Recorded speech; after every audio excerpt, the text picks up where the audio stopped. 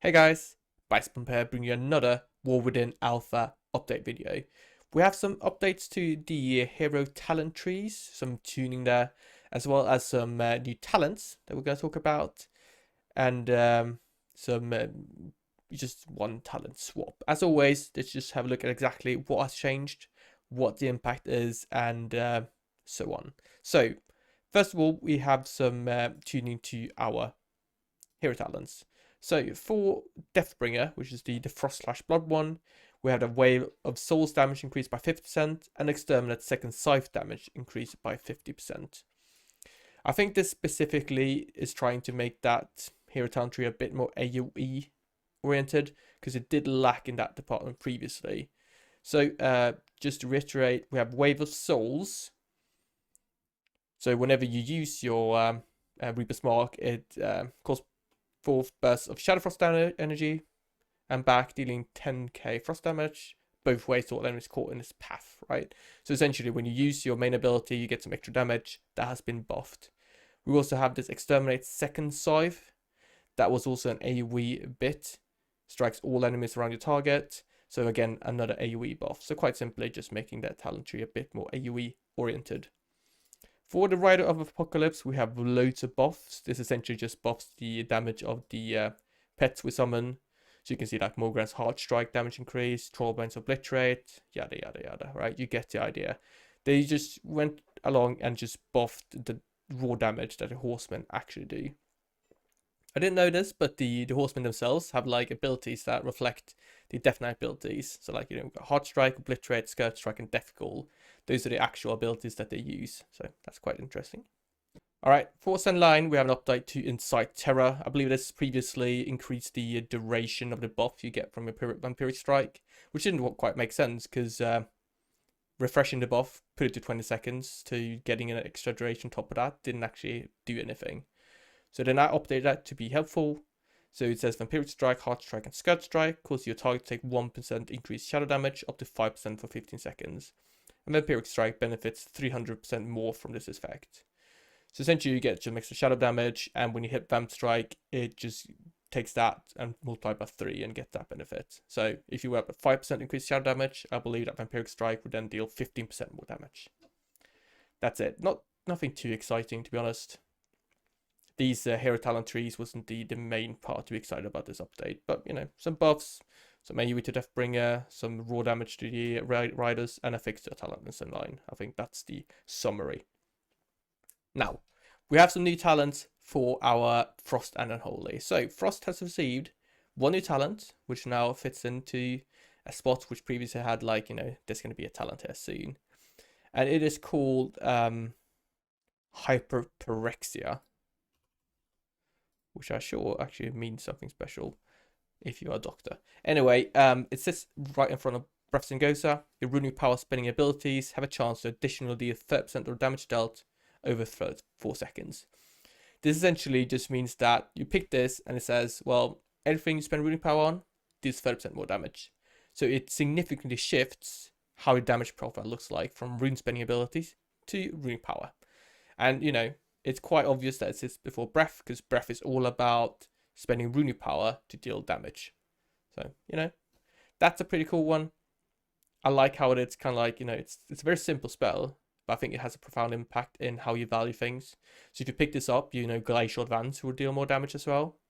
So maybe we'll pick this up in AoE, that kind of thing. We'll have to wait and see how we'll play around with it. I know that, you know, in the current tuning, Obliterate for 200 obliteration, like in AoE, is just so powerful that your runic power spinning abilities deal a very small portion of damage. So you probably won't pick that up there. But I like how it feeds nicely into Breath of Gosa. And yeah, not too much to say about that one, to be honest. But I think it's a solid talent, it's impactful, and it makes sense. Now, Unholy has received one new talent, and this is a banger. I do love this one. It's called Festering Scythe. Alright, so every 20 Festering wounds you burst empowers Festering Strike to become Festering Scythe for 12 seconds. Festering Scythe Sweep through all enemies within 14 yards in front of you, dealing shadow damage and infecting them with 2 to 3 festering wounds. Alright, this is an absolute bagger. Alright, let's start with this. So, essentially, you know, you're in AoE, you apply lots of wounds, you burst them, and once you've hit 20, you empower your next Festering Strike. Still costs 2 runes, but now it deals a frontal AoE in front of you, infects everything as if though it's an AoE Festering Strike, and then you can go back to bursting those wounds.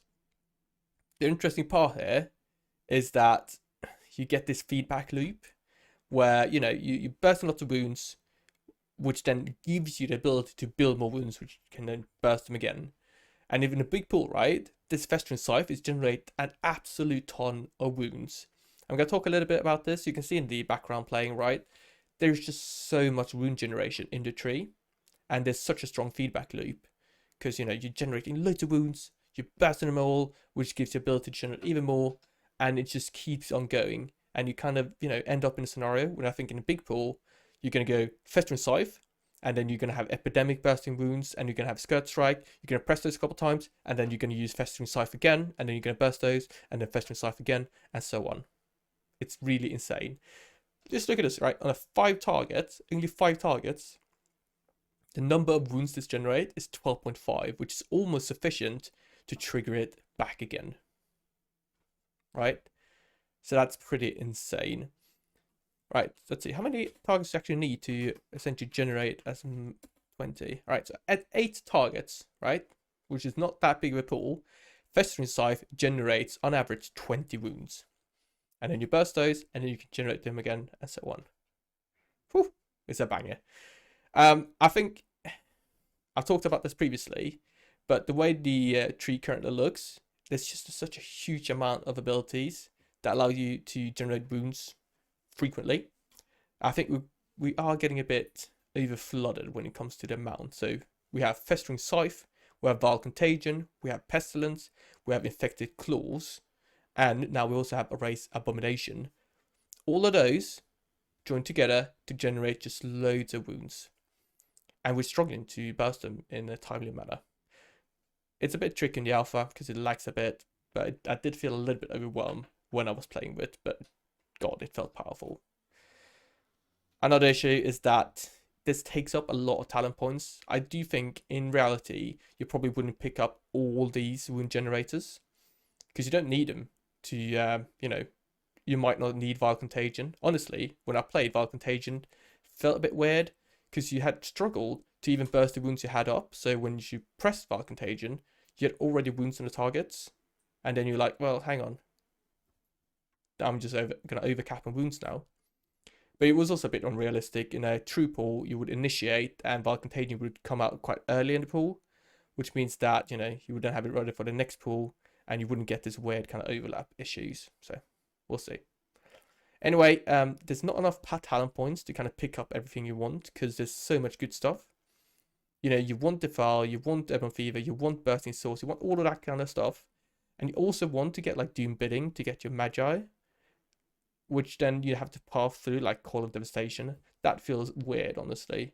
I'm not too big of a fan with how tricky it is to pick up Doom Bidding, but it is what it is. I just felt like I couldn't pick up everything I wanted and still path down all the way to bottom. But again, it might not be an issue because we might not need all this stuff. All right, we also have a new talent, Decomposition. So it sits down here. Everyone playing has a chance to abruptly flare up, dealing 50 or 100% of the damage dealt to target over the last 4 seconds. When this effect triggers, the duration of your active minions are increased by 1 second up to 3 seconds. This is a 2-point talent. Alright, so essentially, this just makes your dots deal more damage, or Virulent Plague specifically. Synergizes with both Plaguebringer and with Ebon Fever, because it's based off the damage it has dealt in the last 4 seconds. And it also synergizes with all your pets. So, you know, Magi will stay up longer. I think Race Sublimation will stay up longer. Or your army ghouls from Apocalypse will stay up longer. I do think Gargle as well. I can't remember. I think they tested that and it did work on that. So it also feeds into like the pet playstyle in AoE. Pretty cool one. I quite like it. Hopefully it's not RNG where like you put up Gargle and you don't get the 3 second duration and suddenly your Gargle is like significantly worse. but we'll see exactly how much it procs and kind of like, you know, if it makes sense. It's a pretty cool talent. It's a bit weird that it sits to the right there. I would expect it to sit more to the left due to being Brawl and Plague based, but it's also pet based, so maybe it makes sense to be in that position. Finally, we have Infected Claws moved to the node after Ghoulish Frenzy. So this used to sit up here. So you just got moved down there, and then this not implemented talent got moved up there. Alright, so those are the talents. I think in a summary, Festering Scythe is an awesome name and a really cool ability, and I love it. I like that Festering Strike now ends up being this, oh wow, I really want to press that ability in AoE to gain all those wounds kind of thing. You might even have things where you kind of, it procs at the end of a pool and then you can carry it over to the next one and generate loads of wounds at start, that kind of thing. Really cool, I like that. However, we're sitting at just so many AoE talents. I feel like we can pick up just an insane amount of AoE scaling, and I'm worried that we'll end up in a scenario where like your big AoE build is just miles ahead of any other build, but really bad in single targets. So, I don't know. I feel like this is just making the issue worse that we talked about previously. The hero talents are cool, you know, don't care too much about those. Decomposition talent, that's pretty nice. I like that. And the Frost runic power damage increase was also pretty cool. So, some cool, new, interesting stuff with some issues. Hopefully they try and figure out and make sure this is balanced. But I just hope we don't end up in a scenario where the Unholy is literally, okay, I'm just going to do AoE and then I can't do anything else. But in AoE, I will be the absolutely best. And also, maybe it's too powerful. They might nerf Bursting Swords because, honestly, we'll be generating and bursting so many wounds. I'm not sure if it's actually balanced in this way. And they might have to nerf it in to such a degree that ends up being a bit boring. You're like, well, you know, now it doesn't feel impactful anymore. I don't know. Those are my, you know, rambling thoughts. Leave a comment down below. What do you guys think about this? Is this better? Worse? Is it an improvement? Is it a downgrade from what we previously had? Let me know. I'll vote downvote, consider subscribing, and I'll see you guys in the next video. Thank you very much for watching.